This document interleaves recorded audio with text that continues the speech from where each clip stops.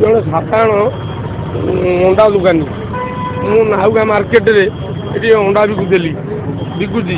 ତେଣୁ ଆମ ନାଉଗାଁରେ ଯେଉଁ 150 ଦୋକାନୀ ଭାଇ ଆମେ ଏଇଥିରେ ବୃତ୍ତିରେ ଚଳୁଥିଲୁ। ତେଣୁ ଆଜି ସରକାରଙ୍କର ଅର୍ଡ଼ରରେ ଆଜି ହେଉଛି ନାଉଗାଁ ହାଟ ଗୋଚର ଦୋକାନରେ ଆମେ 2 ପଇସା ରୋଜଗାର କରୁଥିଲୁ, ତାକୁ ଆଜି ସରକାର ନିର୍ଦ୍ଦେଶରେ ଭାଙ୍ଗିଦେଲେ। ଆମେ ବଡ଼ ହଇରାଣ ହବୁ। ଚଳିବୁ କେମିତି 150 ଦୋକାନୀ?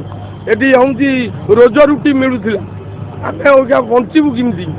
ତେଣୁ ସରକାରଙ୍କୁ ଆମେ ଆମର ମାନ୍ୟବର ବିଧାୟକ କହିଦେଲେ 6 ମାସ ଭିତରେ ତମକୁ ଘର ଦିଆହବ, ତାପରେ ଆଗ ଥଇଥାନ ହବ, ତାପରେ ଘର ଦୋକାନ ଭଙ୍ଗା ହବ। ତେଣୁ ଆଜି ସେସବୁ କିଛି ନାହିଁ। ଆଜି ଇମର୍ଜେନ୍ସି ଆସିକିରି ତହସିଲଦାର ନାଉଗାଁ ଆଜି ନାଉଗାଁ ମାର୍କେଟ ଭାଙ୍ଗି ଗୁଣ୍ଡ କରିଦେଲେ। ତଥାପି ଆମେ ହେଉଛି ତାଙ୍କୁ ସମ୍ମାନ ଜଣାଇ ଆମେ ଯାହା ଦୋକାନ ଯାହା ଭାଙ୍ଗି ଦେଇଛୁ। କିନ୍ତୁ ସରକାରଙ୍କ ପାଖରେ ଏତିକି ଅନୁରୋଧ ଯେ 150 ଦୋକାନୀ ଥଇଥାନ ପାଇଁ ସରକାର ତୁରନ୍ତ ପଦକ୍ଷେପ ନିଅନ୍ତୁ। ମାନ୍ୟବର ବିଧାୟକ, ମାନ୍ୟବର ମନ୍ତ୍ରୀ, ମାନ୍ୟବର ମୁଖ୍ୟମନ୍ତ୍ରୀକୁ ଆମର ଅନୁରୋଧ, ତୁରନ୍ତ ନାଉଗାଁ ବ୍ଲକ 150 ଦୋକାନୀ କି ଥଇଥାନ କରାଗଲେ 150 ଦୋକାନୀ ରୁଟି ପାଇବେ।